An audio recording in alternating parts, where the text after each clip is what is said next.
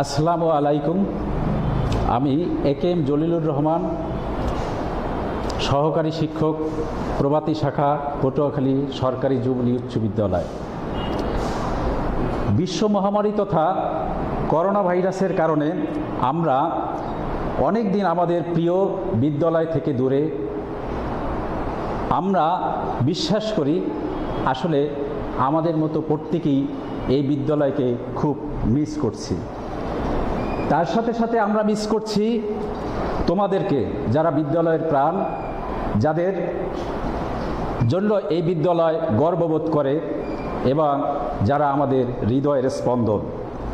শুরুতেই আজকে আমি ধন্যবাদ জানাতে চাই আমাদের প্রধানমন্ত্রী জননেত্রী শেখ হাসিনাকে, যার অক্লান্ত পরিশ্রমে আজকের আমাদের এই স্বপ্নের ডিজিটাল বাংলাদেশ, যার ফলশ্রুতিতে আমরা তোমাদের সাথে এই ভার্চুয়াল সেতুবন্ধন গড়তে সক্ষম হয়েছি।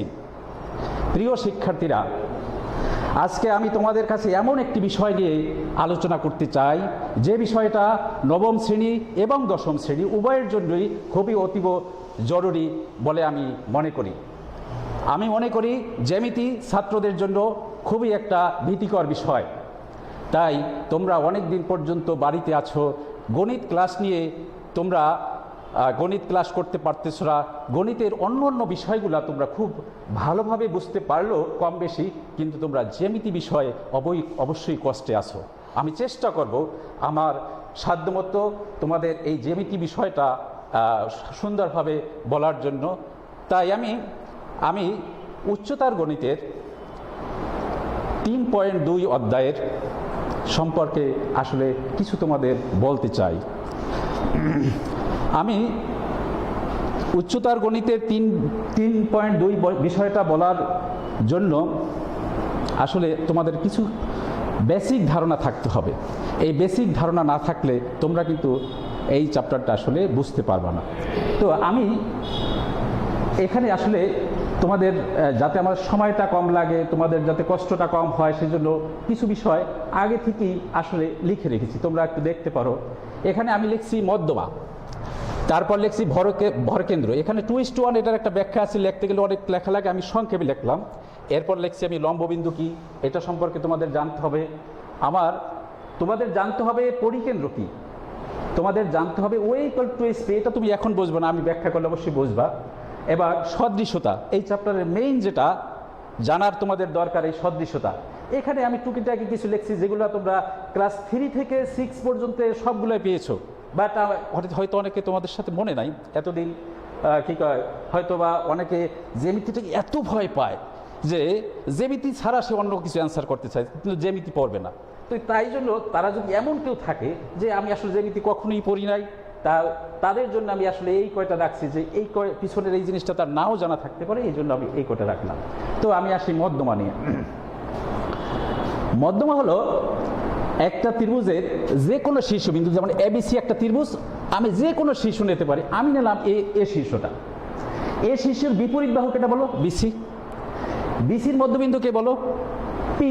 তাহলে আমি এই শীর্ষবিন্দু আর মধ্যবিন্দু যোগ করছি। আবারও বলি, মধ্যমা হলো যে কোনো ত্রিভুজের শীর্ষবিন্দু এবং ওই শীর্ষের বিপরীত বাহুর মধ্যবিন্দুর সংযোগকারী সরলরেখা, দ্যাট ইজ এপি হলো মধ্যমা। একটা ত্রিভুজে বলো তো কয়টা মধ্যমা থাকতে পারে? তোমরা অবশ্যই ভাবছো যে এখানে অবশ্যই 3টা মধ্যমা থাকবে। তা এখন এই ত্রিভুজে আমি যদি 3টা মধ্যমা আঁকি, একটা মধ্যমা, একটা মধ্যমা, একটা মধ্যমা, দেখো একটা জিনিস দেখো, 3টা মধ্যমা একটা বিন্দুতে ছেদ করছে। এবার বলো তো তোমরা মনে মনে বলো তো বিন্দুটার নাম কি? হ্যাঁ, তোমরা ঠিক ধরছো, অবশ্যই এটার নাম ভরকেন্দ্র, দ্যাট ইজ ভরকেন্দ্র। এই ভরকেন্দ্রকে আমরা জি দ্বারা প্রকাশ করলাম, এই ভরকেন্দ্রকে আমরা জি দ্বারা প্রকাশ করলাম। আমি এখানে লিখি না, এই জন্য আসলে লেখাটা তোমরা দেখতে পাও কি না জানি না। এই বিন্দুটার নাম হলো ভরকেন্দ্র। এখন এই ভরকেন্দ্র কি 3টা মধ্যমা মিলছে, 2টা মধ্যমা যে জায়গায় মিলবে সেটাই আসলে ভরকেন্দ্র বলা যায়। বাকি মধ্যমাটা অবশ্যই এখান থেকে যাবে। আমি যে কথাটা বলছি আবার একটু বলি। আমি এপি মধ্যমা আঁকলাম, বি কিউ মধ্যমা আঁকলাম, তাহলেই তো যে বিন্দুতে ছেদ করছে, মানে 2টা মধ্যমা আঁকলেই হয়ে যায়। কিন্তু আঁকলাম, আমি ভরকেন্দ্র পাইলাম। তাহলে আমরা একটু মনে রাখবো ভরকেন্দ্র, আমরা স্টার দিলাম বিশেষ করে ভরকেন্দ্র, দ্যাট ইজ এইটা। এবার ভরকেন্দ্র আর মধ্যমার সাথে কিন্তু একটা সুন্দর সম্পর্ক আছে। সেই সম্পর্কটা কি আমরা সবাই জানি। ওই যে বললাম পিছনের কথাটা আমি এগেন একটু বলি, না হলে হয়তো বা অনেকের মনে থাকবে না। ভরকেন্দ্র আর মধ্যমা, এই এপি কি? এপি হলো মধ্যমা, আর এই জি বিন্দু কি? ভরকেন্দ্র। দেখো এই জি বিন্দুটা এপি মধ্যমাকে একটা ভাগ করছে। দেখো আমি যদি বলি এই একটা ভাগ, উপরে দুইটা ভাগ আছে, তাহলে এক ভাগ, দুই ভাগ, তিন ভাগ, তিনটা সমান ভাগ করছি আমি, কিন্তু দেখো তিনটা সমান ভাগ করছি। তাহলে এই যে এজি অংশটা কয় ভাগ পাইছে? দুই ভাগ। তাহলে আমি জানলাম এজিটা কত? দুই ভাগ পাইছে।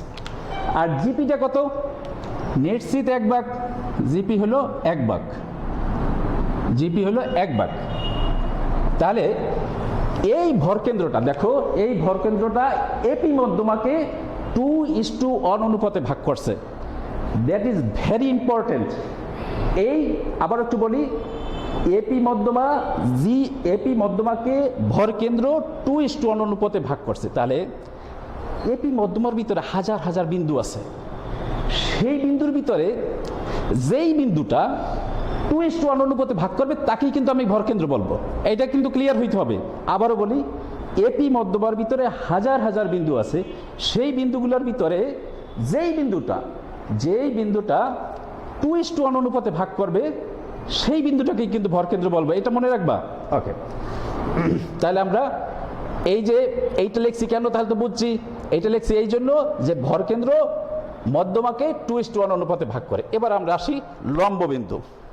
আমি একটু বোর্ডটা, এইগুলা দরকার হবে না তো এখন, এইটা এই জন্য এইগুলো মুছলাম যাতে একটু বোর্ডটা ক্লিয়ার দেখায়। এবার আমরা আসি লম্ব বিন্দু। লম্ব বিন্দু কি? একটা ত্রিভুজের তিনটা শীর্ষ থেকে যদি আমি বিপরীত বাহুর উপর লম্ব আঁকি, আমি একটু এইটা তো আঁকছি, আমি একটু দেখাই তোমাকে। এই একটা ত্রিভুজ এ বি সি, আমি এখান থেকে কি আঁকবো? লম্ব আঁকবো। আবার এখান থেকে আর একটা লম্ব আঁকবো। এই দুইটা লম্ব যে জায়গায় ছেদ করছে, আবারও বলি দুইটা লম্ব যে জায়গায় ছেদ করছে সেই বিন্দুটার নামই কিন্তু হইল লম্ব বিন্দু। আমি যদি তৃতীয় লম্ব আঁকি সেটাও কিন্তু ওই বিন্দু দিয়ে যাবে। এই লম্ব বিন্দুকে আমরা এই চ্যাপ্টারে যে কোনো প্রতীক দিয়েই প্রকাশ করা যায়, আমরা এখানে ও বিন্দু দিয়ে প্রকাশ করব।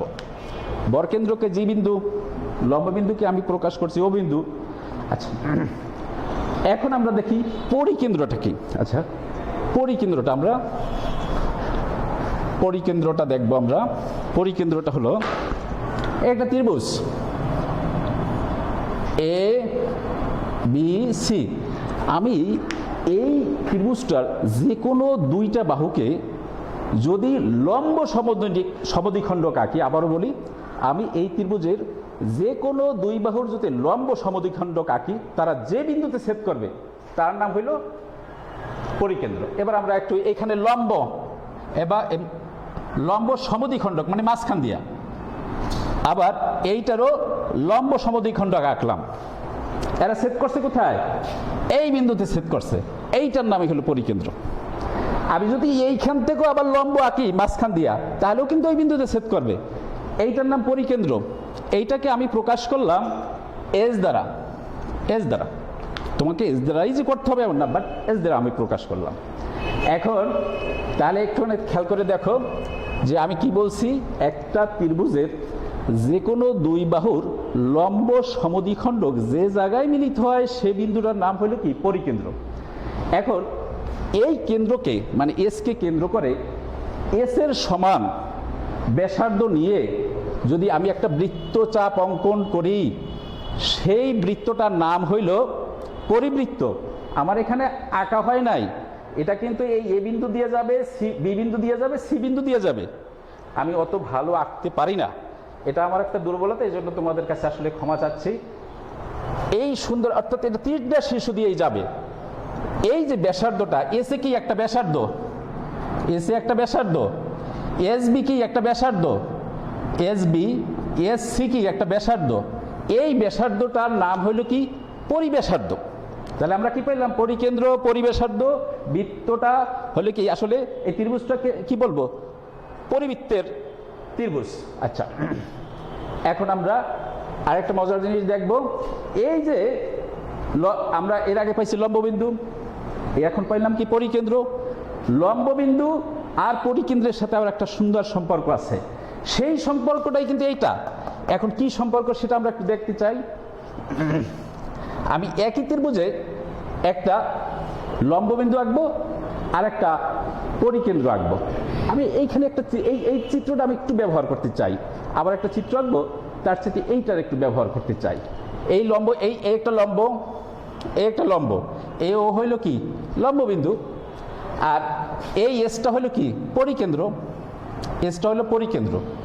এখন এই এস আর পি যোগ করে দিলাম। পি ছিল কি, এপি কিন্তু একটা মধ্যমা ছিল আমার এখানে, এপি কিন্তু একটা মধ্যমা। এখন তাহলে এপি যদি মধ্যমা হয়, পি কোথায় আছে? এই বিসি এর মাঝখানে আছে। এখন কেন্দ্র আর মধ্যবিন্দু, যে কোনো জায়ের মধ্যবিন্দু যদি যোগ করি তাহলে কি হয়? লম্ব হয়ে যায়, যেটা আমাদের 8-এর কথা। আমি একটু এই কথাটা আগে একদিন টানি, ক্লাস 8-এর কথা। এই বৃত্তটার কেন্দ্র, এই হলো কি যা, দ্যাট ইজ এবি।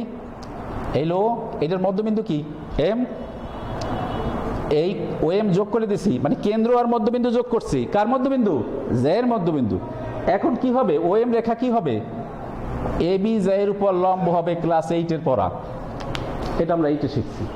তাহলে এই কেন্দ্র আর এই মধ্যবিন্দু যোগ করছে, যোগ করলে হবে কি এসপি হবে কি বিসি এর উপর লম্ব দূরত্ব, লম্ব হবে এসপি বিসি এর উপর লম্ব হবে। ওকে, তাহলে এইটার নাম হইল কি লম্ববিন্দু। এই এক লম্ব, এই লম্ব মিলিত হয়েছে লম্ববিন্দু, এটার নাম কি পরিকেন্দ্র। এখন লম্ববিন্দু থেকে যে কোনো শীর্ষের দূরত্ব, আমি কিন্তু এটা পড়াচ্ছি তোমাকে, লম্ববিন্দু থেকে যে কোনো শীর্ষের দূরত্ব, তুমি যে কোনো শীর্ষ নিতে পারো। আমি আপাতত তোমার কাছে এ শীর্ষের দূরত্বটা দিছি। তাহলে শীর্ষের দূরত্বটা হলে কি ওয়ে, লম্ববিন্দু থেকে যে কোনো শীর্ষের দূরত্ব মানে এ শীর্ষের দূরত্ব কত? ওয়ে। পরিকেন্দ্র থেকে এই শীর্ষটার বিপরীত বাহু নিতে হবে, বিপরীত বাহুকে এটা বিসি, এ শীর্ষের বিপরীত বাহুকে বিসি। তাহলে পরিকেন্দ্র থেকে বিপরীত শীর্ষের লম্ব দূরত্ব, লম্ব দূরত্ব কে? এই যে এসপি, এই এসপি দ্বিগুণ কেডা? ওয়ে। ওয়ে একটা দূরত্ব, এসপি একটা দূরত্ব। এই এসপির দূরত্বটা হবে ওয়ে, এসপির ওয়ের দূরত্বটা হবে এসপির দূরত্বের দ্বিগুণ। মানে এইটা যদি 5 হয় এসপি, ওয়ে হবে 10। আবারও বলি এই কথাটা, লম্ববিন্দু থেকে যে কোনো শীর্ষের দূরত্ব পরিকেন্দ্র থেকে এই শীর্ষের বিপরীত বাহুর লম্ব দূরত্বের দ্বিগুণের সমান। ক্লিয়ার আমার মনে হয়েছে? এরপর আমরা আসি, তাহলে এই কথাটা আমরা অবশ্যই পেয়েছি। সদৃশ্যতা, এই সদৃশ্যতা ক্লাস 7-এ পড়ছি, ক্লাস 8-এ কিছু একদম খুব অল্প কিছু আলোচনা আছে, 7-এও অল্প কিছু আলোচনা আছে। এখন আমাদের এই সদৃশ্যতা একটু বুঝতে হবে। তো আমরা একটু দেখি সদৃশ্যতা। এ বি সি একটা ত্রিভুজ, ডিই এফ একটা ত্রিভুজ। আমি মনে করলাম এ কোণ হইল ডি কোণের সমান, এ কোণ আর ডি কোণ সমান। এবার বি কোণ আর ই কোণ সমান, সি কোণ আর এফ কোণ সমান। মানে একটা ত্রিভুজের 3টা কোণ আর একটা ত্রিভুজের অনুরূপ 3 কোণের সমান। এই যদি হয় তাহলে এদের বলি কি আমরা সদৃশ কোণী, সদৃশ কোণী। যদি ত্রিভুজ সদৃশ কোণী হয় তাদের বাহুর অনুপাত সমান হয়। এই ক্লাস 9-এর আমরা জেনারেল ম্যাথে পড়েছি, এই চ্যাপ্টারেরও শুরুতে একটা উপপাদ্য আছে, বাট এটার ব্যাপক ব্যাখ্যা নাই, আছে ক্লাস 9-এর জেনারেল ম্যাথে আছে, অবশ্যই তোমরা পড়ছো। তো সেই কথাটা আবার একটু তোমাদের স্মরণ করাই দিই যে এদের কি হইল সদৃশ কোণী। সদৃশ কোণী হলে তাদের বাহুর অনুপাত সমান হয়। অনুপাত মানে কি? অনুপাত হইল ভাগ এক প্রকার। এখন দেখো কিভাবে, মনে করো আমি কি বলছি, এ কোণ, খেয়াল করো, এ কোণ কার সমান ধরছি? ডি কোণের সমান। এটা আমার দেওয়া ছিল, এ কোণ ছিল ডি কোণ। এবার আর কি বলছি? বি কোণ সমান কার? ই কোণের সমান। সি কোণ কার সমান? এফ কোণের সমান। এখন আমি যদি এই কোণগুলা পরিপূর্ণ লিখতে চাই, খেয়াল করো এখানে কিন্তু মজার একটা জিনিস, তোমার এই জিনিসটা কিন্তু যদি এটা শিখতে পারো তুমি দেখবে চিত্র লাগবে না তোমার, তুমি একটু দেখো এ কোণ সমান কার, বি কোণের সমান, বি কোণ ই কোণের সমান, সি কোণ এফ কোণের সমান। এখন আমি চিত্র না দেখা এই কোণটাকে পরিপূর্ণ করে ফেলাবো। দেখি, এই যে বিসি দুই পাশে বসাই দাও। এই বি এর উভয় পক্ষে কি বসাবা? এসি। এসি এসি বসাই দাও। এখন তোমার ধারণা, স্যারে এ আগে লাগছে, সি পরে লাগছে, আমি বুঝবো কেবে কোনটা আগে লাগবে কোনটা পরে লাগবে? আমরা তো জানি কোণের কোনটা মাঝখানেই থাকলে হইল, বাহুর যে দুইটা প্রান্তবিন্দু সেটা এ আগে থাকুক আর সি আগে থাকুক, এটা কোনো সমস্যা না। বলো তো এখন তোমরা সি কিভাবে পূরণ করবা? ইয়েস, অবশ্যই ধরতে পেরেছো যে এ আর বি দুই পাশে বসাই দেবো। ইয়েস, এ আর বি দুই পাশে বসাইলে এখন আমরা কোনগুলা দেই? এখন নিশ্চিত এটা আমরা আর বলার অপেক্ষা রাখে না যে ই এই পাশে দেবো, এফ এই পাশে দেবো, ডি এই পাশে দেবো আর এফ এই পাশে দেবো। এইখানে কি দেব? ডি এক পাশে দিলাম, ই আর এক পাশে দিলাম। অর্থাৎ এইটাই আমি একটু লিখলাম, এইটা একটু বড় করে লিখলাম। এখন বাহুর অনুপাত সমান, আমি বাহু পাবো কোথায়? দেখো বাহু কোথায় পাই? কোণ থাকে মাঝখানে, কারেক্ট? কোণ কোথায় থাকে? মাঝখানে। আর এই কোণের এই যে এটা বাহু কোথায়? এই বাহুটা কোথায়? এই কোণের বিপরীত বাহু। এই কোণের এটা কি? বিপরীত বাহু। তাহলে বিপরীত বাহু কোথায়? এ বিসি। খেয়াল করো, এইটা কি? ডি কোণ। এটার বিপরীত বাহু কোথায়? ইএফ। ইএফটা লেখো। এই যে বাহুর অনুপাত, এইটা হলো অনুরূপ কোণ। এ কোণ আর ডি কোণ কি? অনুরূপ কোণ। এই অনুরূপ কোণের আবার বিপরীত বাহুকে না, বিসি আর ইএফ এরাও অনুরূপ বাহু। এই অনুরূপ বাহুর অনুপাত হইলে, অনুপাত মানে ভাগ। ক্লিয়ার? এবার আমরা এখানে আসি। এসি উপরে, ডিএফ কোথায়? নিচে। কি ভুলে গেছি? এই যে এসি, এসি এটা কি? বাহু। কোন মাঝখানে থাকে কিন্তু। এটা কি? ই কোণ। কোণ থাকে কোথায়? মাঝখানে। বিপরীত, এই যে বিপরীত বাহু দুই পাশে, ডিএফ ইকুয়াল কি লিখবো? আমি আর হয়তো একটু তোমাদের সমস্যা হইতেছে, এটা মুছে দেই। আমি একটু এইটা মুছে দিলাম। একে এ কি লিখবা? বলো, একটু ভাবো তো কি লিখবো এখন। হ্যাঁ, অবশ্যই ধরতে পারছো তোমরা।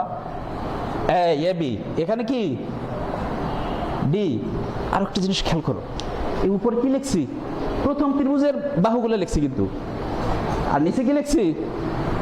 নিচে কি লিখছি? দ্বিতীয় ত্রিভুজের বাহুগুলো লিখছি। এই দেখো, এই যে অনুরূপ বাহু, এটা অনুরূপ বাহু, এটা অনুরূপ বাহু। অনুপাত এরা সমান। যে অনুপাতে যে মানটাই আসুক, সে মানটা তাদের সমান। যদি আমি বলি বিসি বাহুর মান 7, আমি ধরে নিলাম বিসি বাহুর মান 7, হয়তো ইএফ এর মান 3.5, আমি ধরে নিলাম ইএফ এর মান 3.5, তাহলে রেজাল্ট আসছে কত? 2। এইটার মান হয়তো 10, এইটার মান মনে করো 5, অনুপাত কত? 2। আবার এইটার মান মনে করে 100, এইটার মান কত? 50, অনুপাত কত? 2। তার মানে কি? বাহুর অনুপাত সমান হয়। কখন হয়? কখন হয়? হয় তখনই যখন তারা সদৃশকোণী হয়। ক্লিয়ার? ওকে, আমি এইটা অবশ্যই বুঝতে পারছো। যারা যদি মনে করো এই জিনিসগুলো আমার বেসিক ধারণা তোমার মনে নাই, আমি বলছি কিন্তু তোমার স্মরণে নেই, সে অবশ্যই আমাদের এই ক্লাস তো এমনই একটা ক্লাস, তোমার সুযোগ আছে পিছনে তাই টেনে আবার দেখার। তো আমরা এইটা কমপ্লিট না করে কিন্তু উপপাদ্য শিখতে আসবো না। ওকে, তাহলে আমাদের এই পর্যন্ত শেষ।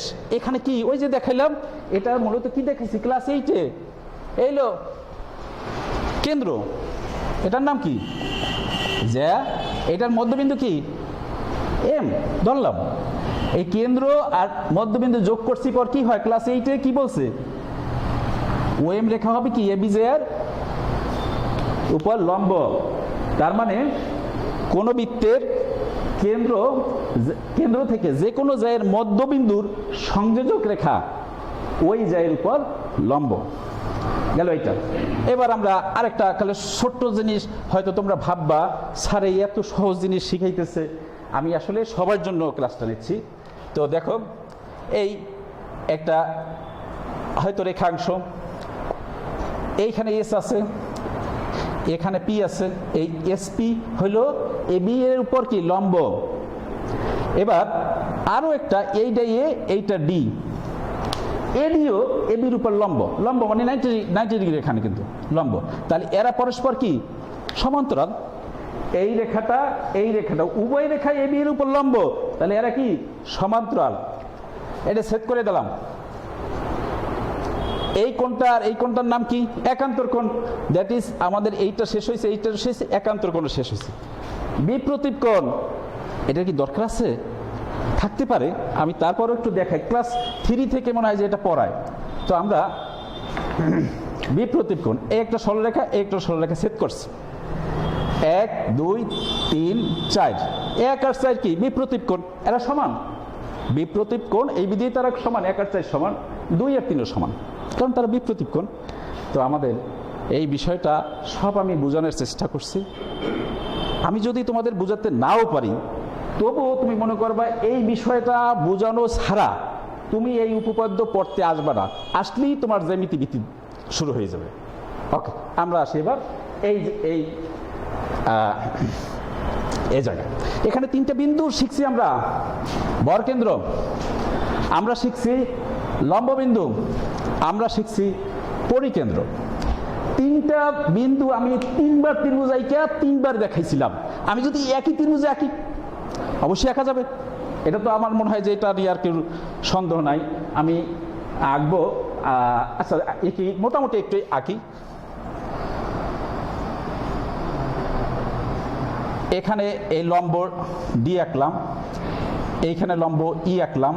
2টা আঁকলেই তো এটা লম্ববিন্দু। এই মধ্যবিন্দু, এই মধ্যমা, আর একটা মধ্যমা এলাম এই জায়গায়। এটার নাম কি? ভরকেন্দ্র। 2 মধ্যমা মিলছে, এটার নাম কি? ভরকেন্দ্র।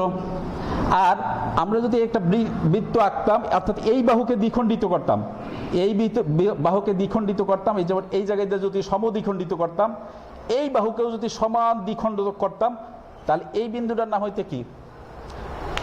পরিকেন্দ্র। দেখো 3টা বিন্দু, একটু ভালো করে দেখো। লম্ববিন্দু, ভরকেন্দ্র, পরিকেন্দ্র। একটু যোগ করে দেখবা তোমরা, এটা আঁকার পর যোগ করে দেখবা। আরে ঠিক হবে, আরে এক সরলরেখা থাকে। তাহলে আমাদের পড়ার বিষয় কি বলো?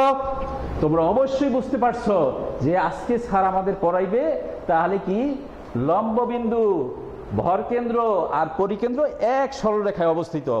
ঠিক আছে, এটা হলো আমাদের আজকে পড়ানোর বিষয়। আমি কিন্তু শুরু করতে পারি না, সবেমাত্র কি কিসে আসছি? এই যে আসলে আমি কোন বিষয়টা পড়াবো সেই বিষয়ে আসছি। এখন আমরা এই বিষয়টা আসতেছি। আমি এই চিত্রটা আসলে অনেক একটা উপপাদ্য পড়াইতে অনেক সময়ের দরকার, সেই জন্য আমি কিছু কিছু কাজ আগে থেকে আসলে করে রাখছি, এই চিত্রটাও আঁকছি। এইখানে দেখো বিশেষ নির্বাচন, এই উপপাদ্য প্রমাণ করব। এখন কি লাগবে আমাদের? বিশেষ নির্বাচন। বিশেষ নির্বাচন মানে কি? বিশেষ নির্বাচন হলো চিত্রের বর্ণনা। ইয়েস। তাহলে আমি এখানে কি আঁকছি? দেখো, আমি মনে করো আঁকছি এই লম্ববিন্দু আঁকছি। কেমনে লম্ববিন্দু আঁকলাম? এ ডি আর বি 2টা লম্ব আঁকছে, এই জায়গায় ছেদ করছে, এটার নাম লম্ববিন্দু। তাহলে আমার এখানে পাইলাম লম্ববিন্দু। আবার এই পরিকেন্দ্রটাও আঁকছি।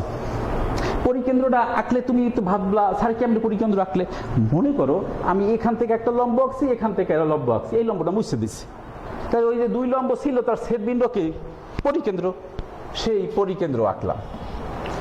আর এখন তোমরা ভাবছো স্যারে একবার মনে হয় যে ভরকেন্দ্র আঁকবে। না, আমি ভরকেন্দ্র আঁকবো না। আমি এপি একটা মধ্যমা নিচ্ছি, এপি একটা মধ্যমা। তাহলে বিশেষ নির্বাচনে আমি কি লিখবো? ত্রিভুজ এবিসি এর লম্ববিন্দু ও পরিকেন্দ্র এস আর এপি একটা মধ্যমা। তাহলে এপি একটা মধ্যমা। এখন আমি কি করলাম? ও বিন্দু, এই যে ও বিন্দু, খেয়াল করো, এই ও বিন্দু, দ্যাট ইজ একটা বিন্দু। এই আমরা ও বিন্দুটা এইখানে দিলাম, একটা ও বিন্দু। আর মনে করলাম এই জায়গা হলো এস বিন্দু। ও বিন্দু বলতে কি? লম্ববিন্দু। এস বিন্দু বলতে কি? পরিকেন্দ্র। এই দুটো যোগ করে দিলাম। বলতো ওএস রেখা হয়েছে না? এই ওএস রেখাটা উপরে 2টা বিন্দু আছে, কেটা? ও বিন্দু আর এস বিন্দু। ও বিন্দু কেটা? লম্ববিন্দু। ইয়েস, আমরা এটাকে লম্ববিন্দু আঁকলাম। আর এস বিন্দু কেটা? পরিকেন্দ্র। পরিকেন্দ্র।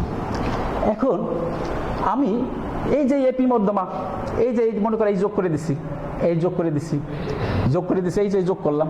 ওএস রেখা, ওএস রেখা করছে কি? চিত্রের দিকে তাকাও, এপি মধ্যমাকে একটা বিন্দুতে ছেদ করছে। এই বিন্দুটার নাম দিলাম জি, জি দিলাম আমি। তাহলে ব্যাপারটা কি হলো? এই রকম হইলো, এইখানে হইলো জি, এই হলো এপি। তুমি একটু দেখো, তাহলে আমরা বলবো লম্ব বিন্দু দ্যাট ইজ ও বিন্দু, জি আর পরিকেন্দ্র দ্যাট ইজ এস বিন্দু এক সরলরেখা অবস্থিত। আমি কিন্তু এটাকে ভরকেন্দ্র বলি নাই, আমি কি বলছি জি বিন্দু, কারণ এইটা যে ভরকেন্দ্র আমি কি জানি? আমি তো জানি না। তাহলে এরা কিন্তু এক সরলরেখা অবস্থিত, লম্ববিন্দু জি আর পরিকেন্দ্র এক সরলরেখা অবস্থিত। এখন যদি আমি প্রমাণ করতে পারি জি হইল ভরকেন্দ্র, তাহলে তোমাদের প্রমাণ কমপ্লিট। তাহলে তো আমি বলবো এটার প্রমাণ যদি করতে পারি জি ভরকেন্দ্র, তাহলে আমি কি বলবো লম্ববিন্দু ভরকেন্দ্র পরিকেন্দ্র এক সরলরেখায় অবস্থিত, আমাদের প্রমাণ কমপ্লিট। আমাদের এই পরিশ্রম তখন কি সার্থক হবে। তাহলে আমাদের এই জিকে ভরকেন্দ্র যে আমি প্রমাণ করব, তা কোনভাবে করব? ওই যে মনে আছে আমি বলছিলাম খুবই কিন্তু এটা ইম্পর্ট্যান্ট একটা জিনিস, যেটা আমাদের এইখানে কিন্তু মনে রাখতে হবে। সেটা কি ছিল? এই যে ভরকেন্দ্র মধ্যমাকে কি 2:1 অনুপাতে ভাগ করে। তাহলে এপি মধ্যমা এই বিন্দুটা কি আমি জানি না। এখন তাহলে আমি যদি দেখাই AG is to GP equal 2:1, এইটা যদি আমি দেখাইতে পারি, তার মানে কি জি বিন্দুটা এমনই একটা বিন্দু এপি মধ্যমাকে 2:1 অনুপাতে ভাগ করছে, তাহলে কি জি? তাহলে জি এর নাম আমরা ভরকেন্দ্র বলতে পারি, দ্যাট ইজ প্রমাণিত। এখন আমরা তাহলে AG is to GP equal to 2:1 প্রমাণ করব, সেটাই আসি আমরা। এখন স্যার আপনি এজি ইস টু জিপি 2:1 এটা আবার কেমনে প্রমাণ করবেন? তাহলে কোন দুইটা ত্রিভুজ আমি সদৃশ কোণিক প্রমাণ করব? কারণ সদৃশ কোণিক প্রমাণ করলেই তো বাহুর অনুপাত সমান পাবো। তাহলে আমি কোন দুইটা ত্রিভুজ আমি খুঁজবো কোথায়? এত ত্রিভুজের শেষ নেই। হ্যাঁ, মজার ব্যাপার আছে, একটুখানি খেয়াল করো। এজি আছে এমন ত্রিভুজ খোঁজো তো। দেখো তুমি একটু চিত্রের দিকে তাকাও, কি বলবা? হ্যাঁ, নিশ্চিত আমার ছাত্ররা অবশ্যই ধরতে পারছে এজি বাহু আছে এজিও ত্রিভুজে। এবার বলো তো কি বলবো? স্যার আমাদের তো বলবে জিপি বাহু আছে, এই ত্রিভুজটা কোথায়? এটা তো আমরা অবশ্যই বুঝতে পারছি এখন, এসপিজি ত্রিভুজ। স্যার এসপিজি ত্রিভুজ। এখন এই দুইটা আমরা সদৃশ কোণী করব। সদৃশ কোণী করব কিভাবে? সদৃশ কোণী করব এইটার 3 কোণ ওইটার 3 কোণের সমান।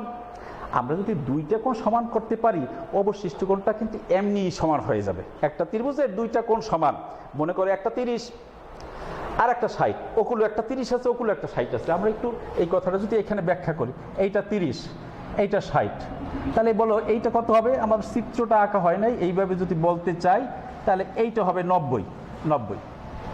তাহলে আর একটা ত্রিভুজের বললে দেশে এই কোণের সমান এইটা, দ্যাট ইজ এইটা 60, এই কোণের সমান কত? এইটা, দ্যাট ইজ এটা 30। তাহলে এই কোণের মান কত হবে বলো তো? এইটা তো এমনি সমান হবে, এই সমান আর বলা লাগে? যদি এইটা সমান সে বললে দেয়, আর এইটা সেটাও সমান বলে দেয়, তাহলে এইটার মান যে যা হবে আর এইটার মান একই হবে, অর্থাৎ এরাও সমান হবে। এ থেকে আমরা বুঝলাম দুইটা কোণ সমান দেখালেই কিন্তু হয়ে যায়। এখন আমরা কিভাবে দেখাবো? ওকে, এটা একটা কথা যে আমরা এখন কিভাবে এটা দেখাইতে পারি। আমি একটু নাম্বারিং করলাম। এই 3 বলতে এই 3, এইখানে দিলাম 4 নম্বর কোণ, এটা 5 নম্বর কোণ, এটা হলো 6 নম্বর কোণ।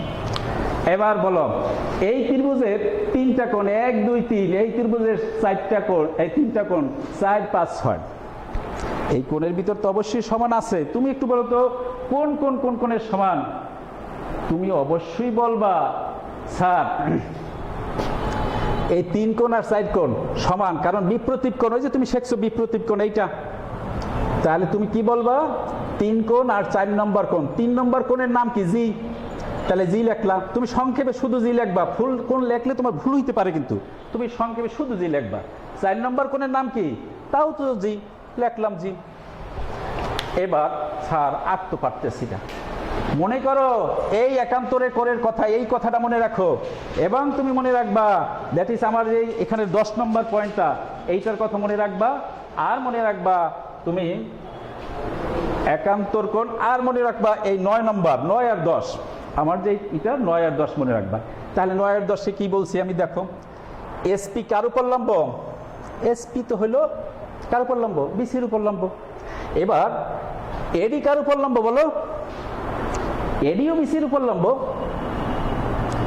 এখন এইটা সমান্তরাল, এইটা আর এইটা সমান্তরাল হবে, এটা আমি আগে শিখাইছি তোমাদের যে একই রেখার উপর দুইটা রেখা যদি লম্ব হয় তারা পরস্পর কি? সমান্তরাল। আর এপি কি? ছেদক।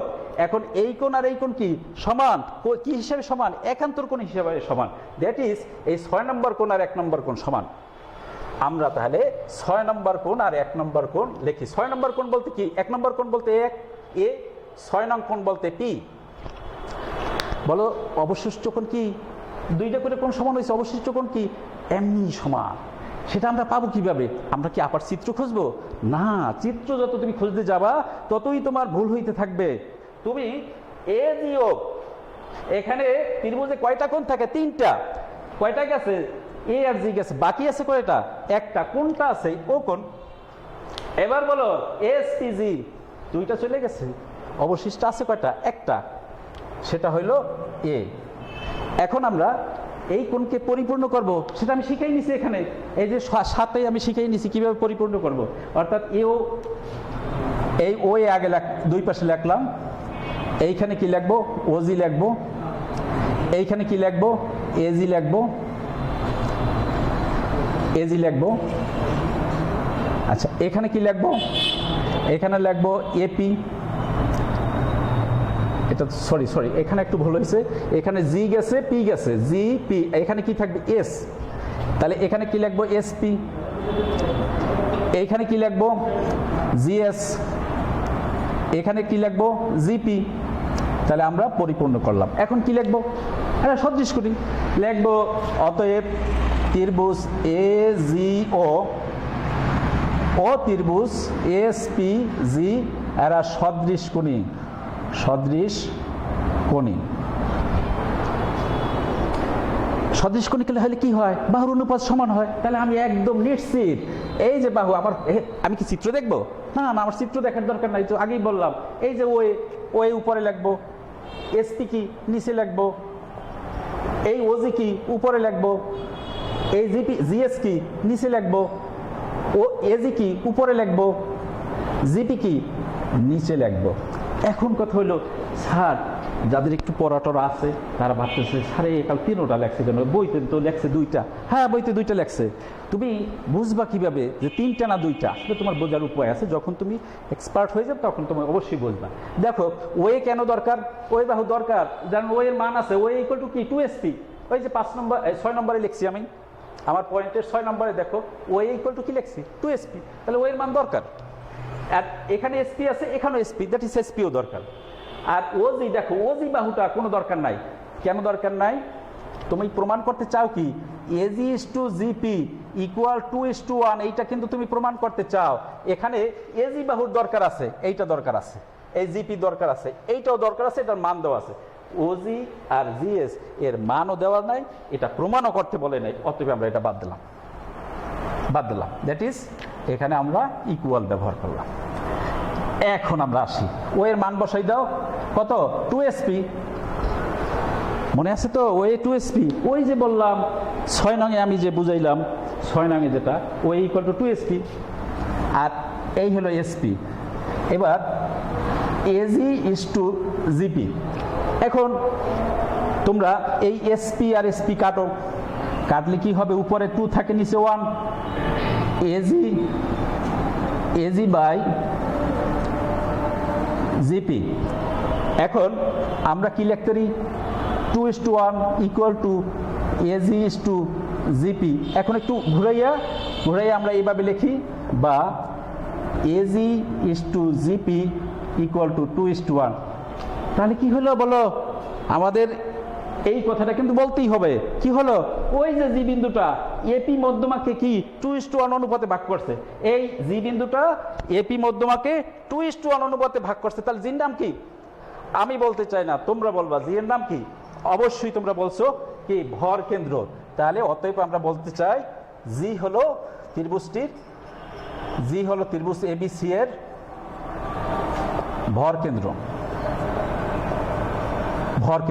তাহলে আমি তো প্রমাণ করতে চাইছিলাম জি ভর কেন্দ্র। জির নাম আমি এখন এতক্ষণ পর কি আসলাম? জি হলো ভর কেন্দ্র। তাহলে কি লম্ববিন্দু, ভর কেন্দ্র আর পরিকেন্দ্র কি এক সরলরেখায় অবস্থিত। আচ্ছা, এখন তোমরা হয়তো আমার এই কথাগুলা, অনেক কথা তোমরা সব ধরতে পারো নাই। তুমি বারবার একটু রিপিট করে আমার এই আলোচনাটা শুনো। আমি শিওর, আমি আবারও বলছি, আমি শিওর তোমরা সবাই সুন্দর করে বুঝতে পারবা। এমন কোনো ছেলে যদি থাকো যে জ্যামিতি আমি কখনো পড়ি নাই, সেও বুঝতে পারবা। শুধু একটু ধৈর্য রাখো, একটু ধৈর্য রেখে পড়ো। তুমি আবারও বলি এইগুলো আগে পড়ে নাও। তুমি একটা জিনিস দেখো, একটা মেশিন যদি তুমি খুলতে চাও, সেই মেশিনের ভিতরে যে যন্ত্রপাতি আছে সে সম্পর্কে তোমার ধারণা নেই, বলো ওই মেশিন খোলার শুরুতেই নষ্ট হবে। তুমি হয়তো দেখবা যারা ভালো ভালো ইঞ্জিনিয়ার, সে মেশিন খুলতে আছে, কোনটা কি কীভাবে রাখতেছে কোনো দরকার নাই, আবার মেশিন ঠিক করে ফেলাইতে পারে, কারণ সে জানে কোন পার্টসটা কোন কাজ করে। এটা তোমার পার্টস, এই মেশিনের পার্টস, এইটা তোমাকে প্রথম আয়ত্ত করতে হয়। যাই হোক, খোদা হাফেজ, আবার দেখা হবে পরবর্তী ক্লাসে তোমাদের সাথে।